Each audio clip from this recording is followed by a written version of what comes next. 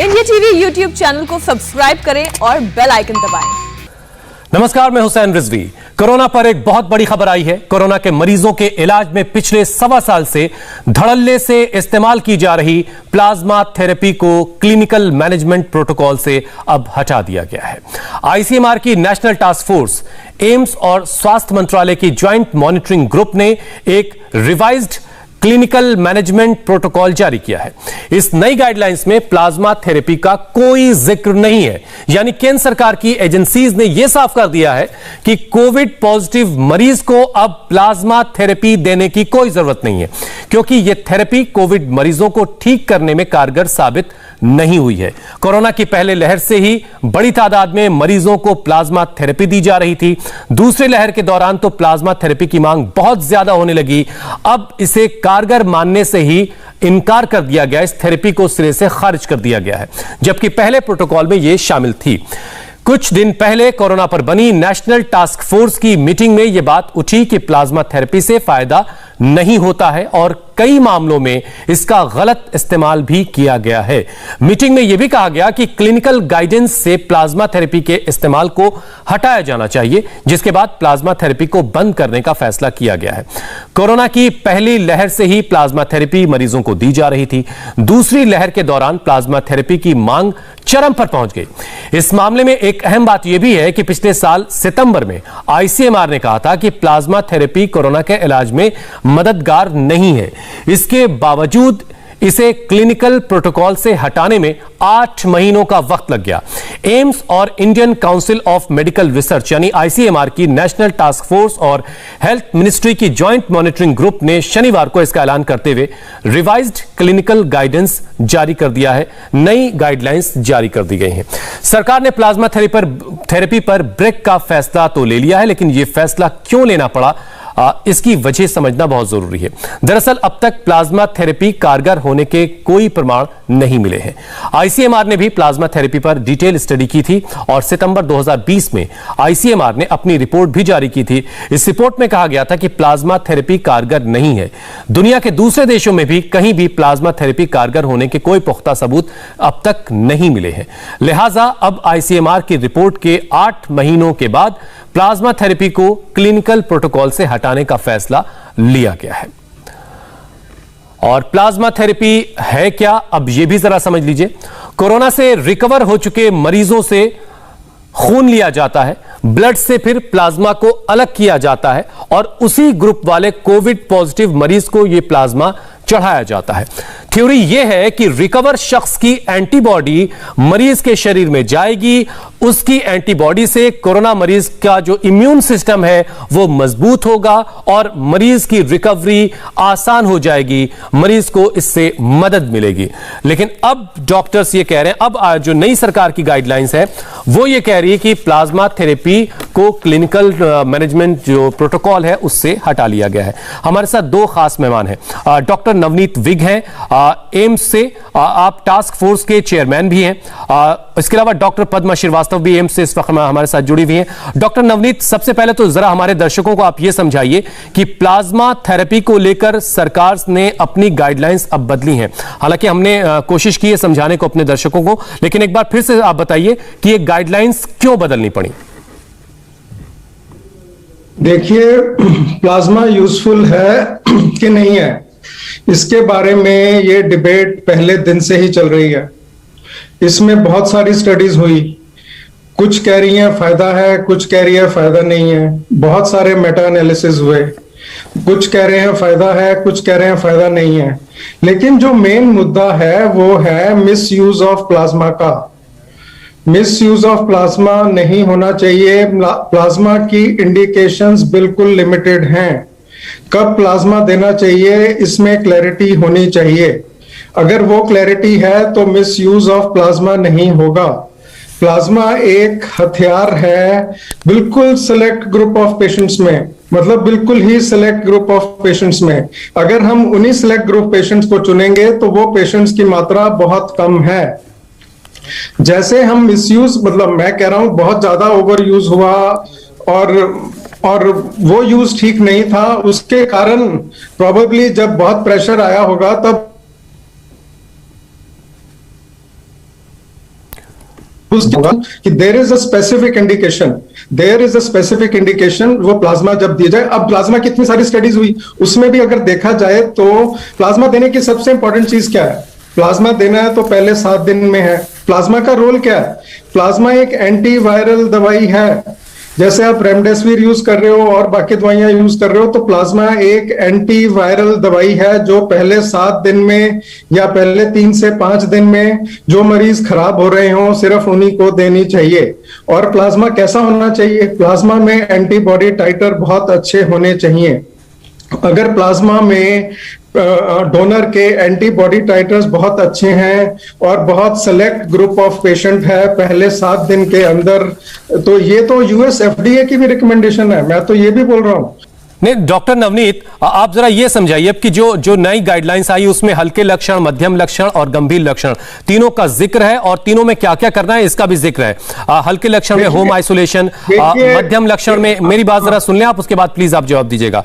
मध्यम लक्षण में अस्पताल में भर्ती करने की बात कही जा रही है और गंभीर लक्षण के मरीजों को आईसीयू में भर्ती करने की बात कही जा रही है। इसमें सेलेक्टिवली कुछ मरीजों को प्लाज्मा थेरेपी दी जा सकती है, इसका कहीं कोई जिक्र नहीं है। जबकि आप ये कह रहे हैं, चूंकि आप टास्क फोर्स के चेयरमैन हैं, आप ये कह रहे हैं कि मिसयूज को रोकना एक बड़ी चुनौती थी, तो क्या अब भी कोई डॉक्टर सेलेक्टिवली कुछ मरीजों के साथ अगर प्लाज्मा थेरेपी करना चाहता है तो क्या उसको इस बात की इजाजत है? उसको इजाजत होनी चाहिए, ये एक आपका हथियार है।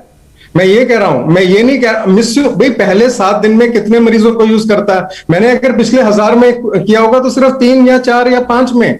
आप हर पेशेंट में प्लाज्मा नहीं यूज कर सकते। मॉडरेट पेशेंट तो 7 दिन के बाद ही आता है, उसमें तो आप फिर यूज ही नहीं कर पाओगे।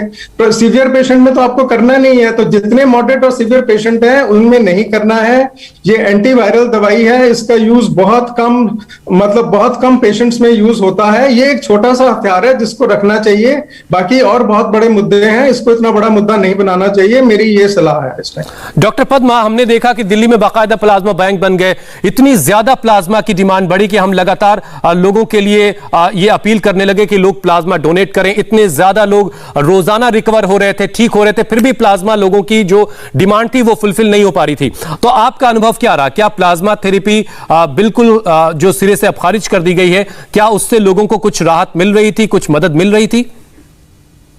प्रोफेसर नवीद विग एक्चुअली जो कोरोना का पिछले 1.5 साल में ये he is the main person who is dealing with it and बहुत ही अच्छी तरह उन्होंने आपको समझाया अभी ये बात कि ये it is still an a weapon in our ammunition.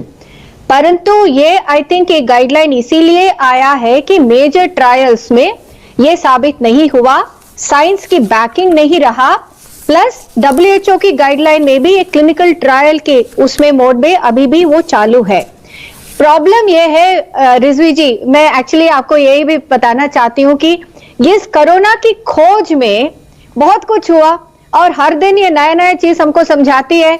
और आप देखिएगा अगर WHO की गाइडलाइन में भी आ गया तो एक जो ऑलमोस्ट रामबाण है वो स्टेरॉइड है, पर अब आप देख रहे हैं कि स्टेरॉइड भी मिसयूज हो रहा है और हमारा जो ब्लैक फंगस या म्यूकोरमाइकोसिस बढ़ रही है।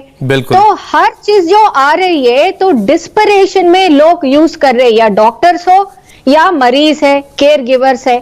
तो उसमें ये प्लाज्मा थेरेपी एक बड़ी सी ऐसे हो गया कि लोग को भागना पड़ रहा है। ऑल दिस प्लाज्मा बैंक्स जो बन गई है पहले वेव में, ये तो बड़ा सा बड़ा वेपन बना दिया, वो गलत साबित हुआ। डॉक्टर पद्मा, आप ये कह रही हैं कि जो पैनिक सिचुएशन क्रिएट हुई उसकी वजह से बहुत सारी चीजों में का मिसयूज होने लगा, उससे बचने की जरूरत है, जिसकी तरफ डॉक्टर नवनीत इशारा कर रहे हैं। डॉक्टर नवनीत, ICMR की रिपोर्ट 8 महीने पहले आ गई थी कि प्लाज्मा थेरेपी के कारगर होने के कोई सबूत नहीं मिल रहे, तो फिर ये 8 महीनों का वक्त क्यों लग गया इस नई गाइडलाइंस के आने में? रहा हूं कि हमें समझना पड़ेगा प्लाज्मा डोनर में बेस्ट प्लाज्मा क्या होता है। बेस्ट प्लाज्मा होता है जिसमें एंटीबॉडी टाइटर्स बहुत ज्यादा हों और वो हमें उसको मरीज को देना है पहले 7 दिन के अंदर। स्टेरॉइड हम 7 दिन के बाद देते हैं, हम 7 दिन से पहले स्टेरॉइड नहीं देते हैं। ये एक एंटीवायरल दवाई है और जितनी भी स्टडीज हुई हैं उसमें प्रॉपरली किसी में एंटीबॉडी टाइटर ही पूरे नहीं थे। भाई हमें एंटीबॉडी टाइटर 1:6/40 चाहिए है, उसमें अगर एंटीबॉडी टाइटर 140 है तो स्टडी का मतलब ही नहीं है। मैं ये बताना चाहता हूं कि जब शुरू में इतनी स्टडीज हुई तो वो स्टडीज की तो गई, वो मॉडरेट पेशेंट में की गई, वो अर्ली पेशेंट में नहीं हुई, और उसमें एंटीबॉडी टाइटर्स भी नहीं थे। और एक बड़ा मुद्दा जो ये है, वो सबसे बड़ा मुद्दा है, प्लाज्मा किसको देना है? प्लाज्मा उसको देना है जिस पेशेंट के अंदर एंटीबॉडी नहीं है, और जिस डोनर का हम दे रहे हैं उसमें एंटीबॉडी टाइटर्स बहुत हाई हैं, और पहले 7 दिन में देना है। अगर हम ये 3 चीजें समझ लें कि मेरे सपोज मुझे आज प्लाज्मा देना है आपको, मुझे कोविड हो गया, तो मेरे अंदर एंटीबॉडी नहीं होनी चाहिए, ये पहला पॉइंट। मुझे जिस डोनर का दे रहे हैं उसमें एंटीबॉडी टाइटर बहुत ज्यादा हो, ताकि ये एक एंटीवायरल दवाई है, ये मेरी बॉडी के अंदर जाए और वायरस को मार दे। तो ये कंसेप्ट हमें समझना पड़ेगा। और तीसरा, पहले 7 दिन के अंदर, वायरल फेज पहले 7 दिन ही होता है, और पहले 7 दिन के अंदर कुछ ही मरीजों को जो हमारे यहाँ जो जल्दी खराब हो रहे हैं, सिर्फ उन्हीं में उसका यूज है। बाकी जो पेशेंट बीमार हो गए मॉडरेट सीवियर, उनमें यूज नहीं है। जो स्टडीज पहले हुई उसमें मैं ये बताना चाहता हूं, कुछ स्टडी में तो 83% एंटीबॉडी पहले ही थी, क्योंकि हमने लेट दिया उसको, और उसके बाद एंटीबॉडी टाइटर ही बहुत कम था डोनर का। डॉक्टर नवनीत, एक चीज एक बार फिर से आप ये क्लियर कर दीजिए कि प्लाज्मा थेरेपी गाइडलाइन से हटाई जरूर गई हैं, लेकिन कुछ मरीजों में अगर डॉक्टर जरूरी समझते हैं तो इसका इस्तेमाल कर सकते हैं, आप ये कह रहे हैं। एक चीज और जरा प्लीज क्लियर कीजिए, प्लाज्मा थेरेपी जिन पेशेंट्स पर की गई है, जिनको प्लाज्मा दिया गया ड्यूरिंग कोविड, जब वो पेशेंट के तौर पर अस्पतालों में थे, क्या जब अब ये कहा जा रहा है कि प्लाज्मा थेरेपी कारगर नहीं थी, तो क्या उन्हें भी किसी तरह का एहतियात बरतने की जरूरत है? तो यही मैं समझाने की कर रहा हूं। प्लाज्मा हम बहुत पेशेंट्स को देते हैं, बहुत बीमारियों में देते हैं और बहुत जगह देते हैं। तो ये एक सोची समझी सोच के तहत इसको दिया गया था। लेकिन अब जब हम बोल रहे हैं कि इसका मिसयूज बहुत हो रहा है, लोगों में पैनिक बढ़ रहा है, लोग दवाइयों के पीछे भाग रहे हैं, परेशानियां बहुत हो रही हैं, तो ये प्लाज्मा हेजिटेंसी मेरे हिसाब से, मैं इसको अगर चाहूं एक वर्ड आप मुझसे यूज करो, लोगों के, डॉक्टरों के दिमाग में प्लाज्मा हेजिटेंसी करनी पड़ेगी, बिकॉज 1000 में से 4 या 5 पेशेंट ही होंगे जिस पे ये यूज करने की जरूरत है। ये जिम्मेदारी डॉक्टर साहब आपकी है। अब आप डॉक्टर्स को कैसे समझाएंगे जो देश भर में डॉक्टर हैं, वो इलाज कर रहे हैं मरीजों का? नहीं, डॉक्टर्स को और पेशेंट्स को। भैया पेशेंट तो डॉक्टर साहब वही कर रहा है ना, जो डॉक्टर उसका कह रहा है कि आप ये अरेंज कीजिए, वो अरेंज। नहीं, दोनों चीजें होती हैं जी। आप डॉक्टर्स पे विश्वास करके उन पे विश्वास करो कि आप समझो कि अगर सपोज मैं कह रहा हूं प्लाज्मा का यूज नहीं है, अगर आप मेरे को फिर फोर्स करोगे कि नहीं हमें प्लाज्मा दे दो, तो वो ठीक नहीं है, बिकॉज पेशेंट की हालत उस टाइम ठीक है। कई बार ऐसा भी होता है कि मरीज के जो घर वाले होते हैं वो एक तरह का दबाव बना रहे होते हैं। डॉक्टर पद्मा, एक चीज आप प्लीज ये क्लियर कीजिए, क्योंकि जब ये गाइडलाइंस नहीं आ गई हैं और प्लाज्मा थेरेपी को इसमें से हटाया गया है, तो वो तमाम लोग और उनके घर वाले इस वक्त थोड़ा फिक्रमंद है कि अगर किसी के घर में किसी के सदस्य को प्लाज्मा थेरेपी दी गई है तो उनको कैसे थोड़ा सा सुकून दिया जा सकता है, क्योंकि वो अब फिक्रमंद है कि जब ये थेरेपी कारगर थी ही नहीं, जब इसका कोई फायदा ही नहीं था, उसके बावजूद ये थेरेपी दी गई, तो कहीं कोई नुकसान तो नहीं होगा? बिल्कुल नहीं हुआ। उनको जो दे दिया वो सही सलामत है, उनको कोई नुकसान नहीं हुआ। यूजुअल ट्रांसफ्यूजन की जो भी प्रॉब्लम्स होते हैं वो जब देते हैं उसी समय होता है, और बहुत कम है, ये सब सोच समझ के दे जाते हैं ट्रांसफ्यूजन। जिनको मिला है बिल्कुल आप बेफिक्र रहिए, कुछ भी प्रॉब्लम नहीं होगा। दूसरी चीज रिजवी जी, एक और मैं कहना चाहती हूं कि कोरोना की खोज में हमें रामबाण तो मिली नहीं, तो रामबाण की खोज में कभी ऊपर कभी नीचे, कभी ये रूल्स एंड यो गाइडलाइंस बदलते ही रहेंगे। तब जब तक हमें पास रामबाण नहीं है, जब तक हमारी जानकारी पुख्ता तौर पर कोरोना की नहीं हो जाती, तब तक थोड़ा बहुत ऊपर नीचे होगा। डॉक्टर नवनीत, आप कुछ कहना चाह रहे थे, आपकी बातों के साथ ही मैं इस चर्चा को खत्म करूंगा। नहीं, मैं ये कहना चाहता हूं कि प्लाज्मा का यूज बिल्कुल सेलेक्ट पेशेंट में है, और 1000 में से 5 या 7 पेशेंट को जरूरत पड़ेगी। ये एक हथियार है, जैसे टॉसिजुलामैब एक हथियार है, जैसे रेमडेसिविर हथियार है, ऑक्सीजन थेरेपी एक हथियार है। ये एक छोटा सा हथियार है, लेकिन जिनको प्लाज्मा मिला है कई लोगों की जान बची है, बहुत लोगों की जान बची है। तो लेकिन इसमें जब लिटरेचर बड़ा कॉन्फ्लिक्टिंग है, कुछ रिपोर्ट अच्छी कह रही है, कुछ बुरी कह रही है, मैं फिर बोल रहा हूं कि ये एक टेम्परेरी मेजर है। कुछ स्टडीज अगर आएंगी और वो बोलेंगी कि अभी भी कुछ स्टडी है कोई कह रही है जो अच्छा है, तो फिर ये वापस आएगा। चलिए, बहुत बहुत शुक्रिया डॉक्टर नवनीत और डॉक्टर पद्मा। तो गाइडलाइन से जरूर प्लाज्मा थेरेपी को हटाया गया है, लेकिन कुछ सिलेक्टिव मरीजों में इसका इस्तेमाल अब भी कारगर है, ऐसा डॉक्टर नवनीत कह रहे हैं, जो खुद कोविड टास्क फोर्स के चेयरमैन है। बहुत बहुत धन्यवाद। कोविड टास्क फोर्स के चेयरमैन डॉक्टर नवनीत विक से आपने तफसील में समझा कि आखिर कोरोना के मरीजों के लिए प्लाज्मा थेरेपी क्यों, कितनी कारगर है, कितनी कारगर नहीं है, कहां पर उसका इस्तेमाल हो सकता है। अब यहां एक ब्रेक ले रहे हैं हम। ब्रेक के बाद आपको कोरोना की ऑल इंडिया लेटेस्ट रिपोर्ट दिखाएंगे। नमस्ते, मैं हूं मीनाक्षी जोशी। वीडियो और खबरों से अपडेट रहने के लिए India TV YouTube channel subscribe करें, बेल आइकन दबाना ना भूलें। जुड़े रहें इंडिया टीवी के साथ।